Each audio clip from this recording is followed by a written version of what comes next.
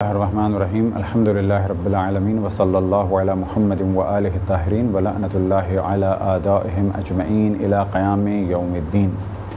موضوع گفتگو وہ جگہیں کہ جہاں پر نماز پڑھنا مستحب ہے۔ سب سے زیادہ استحباب نماز کا مسجد الحرام میں، یعنی اس مسجد میں کہ جہاں پر کعبۃ اللہ ہے، یعنی بیت اللہ الشریف، اور سب سے زیادہ ثواب اس کے بعد ہے مسجد النبوی میں، اور مسجد نبوی کے بعد مسجد کوفہ، اور مسجد کوفہ کے بعد مسجد بیت المقدس۔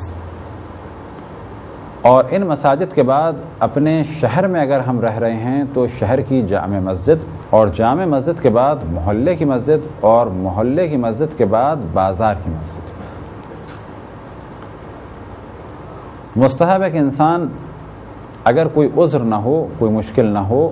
تو مسجد میں نماز پڑھے، اور اسی طریقے سے مستحب ہے کہ اہل بیت علیہم السلام کے حرموں میں نماز کو ادا کیا جائے۔ ائمہ علیہم السلام کے حرم میں نماز پڑھنا مسجد سے زیادہ ثواب کا موجب ہے۔ فرض کریں کہ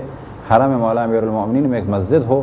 اب اگر سوال کیا جائے کہ اس وقت حرم مولا امیر المؤمنین کے ایک جانب مسجد ہے اور دوسری جانب خود قبر مطہر کے پاس نماز پڑھی جائے مسجد میں، تو کہا جائے گا کہ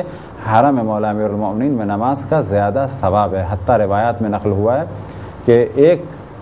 2 رکعتی نماز کا ثواب ہے 2,00,000 رکعات کے برابر۔ وجہ کیا ہے؟ وجہ یہ ہے کہ اس عمل کے ذریعے سے توجہ دلائی جائے رسول اللہ صلی اللہ علیہ وسلم کے خلفاء اور امت مسلمہ کے ائمہ علیہم السلام کی جانب، کہ جن کی تعداد کا ذکر تمام مسلمانوں کا اجماع ہے کہ وہ 12 ہیں۔ خواتین کے لیے بہتر ہے کہ وہ اپنی نمازیں گھر میں ادا کریں، اور ہر وہ مقام ان کے لیے زیادہ بہتر ہے کہ جہاں پر وہ نامحرموں کی نگاہوں سے بچیں۔ مسجد کا اسلام میں خاص مقام ہے، لہٰذا اگر کوئی مسجد کو ترک کرے بلا عذر، ترک کے معنی یہ ہے کہ بالکل نہ جاتا ہو، اور عذر کے معنی یہ ہے کہ اگر کسی مشکل کی وجہ سے،